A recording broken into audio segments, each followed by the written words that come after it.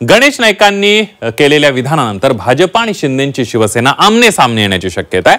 नवी मुंबईच्या पाणी प्रश्नावरून गणेश नाईकांनी नाव न घेता एकनाथ शिंदेंवर निशाणा साधला आणि यानंतर शिवसेनेने देखील जोरदार पलटवार करत योग्य वेळी योग्य उत्तर देणार असल्याचा इशारा दिलाय। चोर के चोर और ऊपर से शिरजोर म्हणजे कमीत कमी तुमच्याच नालायकपणामुळे नवी मुंबईची जनता ताणलेली राहील आणि तुम्ही काय आम्हाला खिजवण्याकरता परत तुम्ही सांगता। त्यांच्या पक्षाच्या आमदार वेगळं त्यांनी गणेश नाईकांना दोष दिलेला आहे। आता त्या नवी मुंबई महानगरपालिकेवर कोणाची सत्ता होती, कोण घरात बसून निर्णय घेत होतं हे सगळ्यांना माहित आहे। इथला नवी मुंबईतला कोणी वैरी नाही नवी मुंबईचा, नवी मुंबईच्या वैरी बाहेरचे आहेत आणि त्या वैरांना थांबवायचंय। गणेश नाईकांनी पुन्हा एकदा अप्रत्यक्षरित्या एकनाथ शिंदेंवर निशाणा साधलाय। त्यामुळे भाजप आमदार गणेश नाईक आणि एकनाथ शिंदेंमधला वाद पुन्हा पेटण्याची शक्यता आहे। नवी मुंबईच्या पाण्याच्या मुद्द्यावरून गणेश नाईकांनी नगरविकास खात्यावर गंभीर आरोप केलेत। नवी मुंबईच्या हक्काचं 40 MLD पाणी 5 वर्ष झाले तरी मिळालं नसल्याचा दावा गणेश नाईकांनी केलाय। 5 वर्ष 8 महिन्यापासून नवी मुंबई शहराला 12 धरणातून मिळणारे पाणी 40 MLD पाणी 5 वर्ष दिलेलं नाही। पाणी चोरलं, मी काय बोलतो की चोर के चोर और ऊपर से शिरजोर म्हणजे कमीत कमी तुमच्याच नालायकपणामुळे नवी मुंबईची जनता ताणलेली राहिली आणि तुम्ही काय आम्हाला खिजवण्याकरता परत तुम्ही सांगता या ठिकाणी पाणी नाही। नवी मुंबईला पाणी मिळालं नाही हे नगर विकास खात्याचं अपयश आहे। त्यामुळे नवी मुंबईचं पाणी चोरलंय असं म्हणत गणेश नाईकांनी हल्लाबोल केलाय। दरम्यान नवी मुंबईच्या पाण्यावरून भाजपच्या एका आमदारांनी नाईकांनाच दोष दिलाय।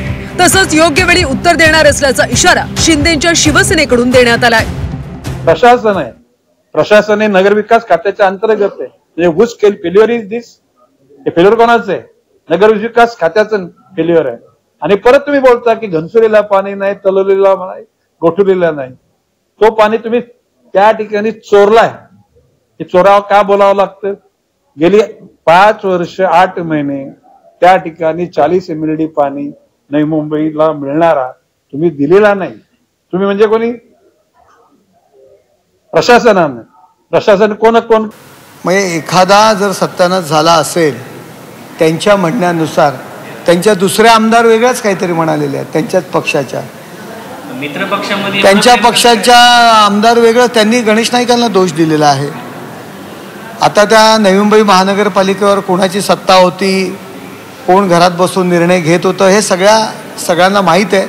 आम्ही महायुतीचा खासदार आहे, ते आमचे महायुतीचे आमदार आहेत, त्यामुळे मी यावर जास्त काही बोलणार नाही, पण वेळ आली तर नक्कीच बोलेन। याआधी सुद्धा गणेश नाईकांनी एकनाथ शिंदेंवर नाव न घेता टीकास्त्र डागलंय। एकनाथ शिंदेंच्या कालखंडात काही गोष्टी चुकीच्या घडल्या होत्या, एवढंच नव्हे तर मुंबईचे वैरी बाहेरचेच लोक असल्याचं विधान नाईकांनी केलं होतं। या वक्तव्यानंतर सुद्धा मोठा वाद निर्माण झाला होता।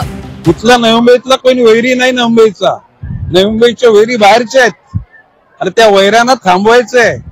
गॅस चोरला, पाणी चोरलं, औषधं चोरली, नवी मुंबईतल्या भूखंड स्वतःच्या स्वार्थाकरता बिल्डरांच्या घशात घातले। म्हणजे नवी मुंबईची जनता कधी पाण्यासाठी तडफडणार नाही आजवर परंतु काही चोरांनी पाणी चोरलं म्हणून दिवस आले आणि परत ते चोरच बोमाव करतात, ऐकला का? म्हणून त्या चोरांना सांगितलं तुमची चोरगिरी बंद करा।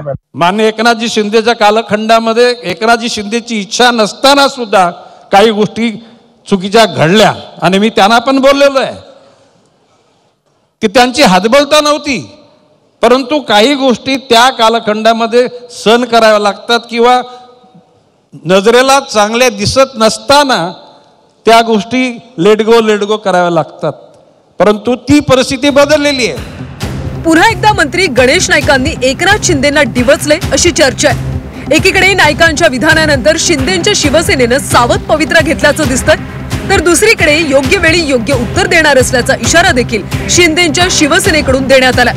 त्यामुळे हा वाद आता आणखीच वाढण्याची शक्यता वर्तवली जाते। ब्युरो रिपोर्ट, झी 24 तास।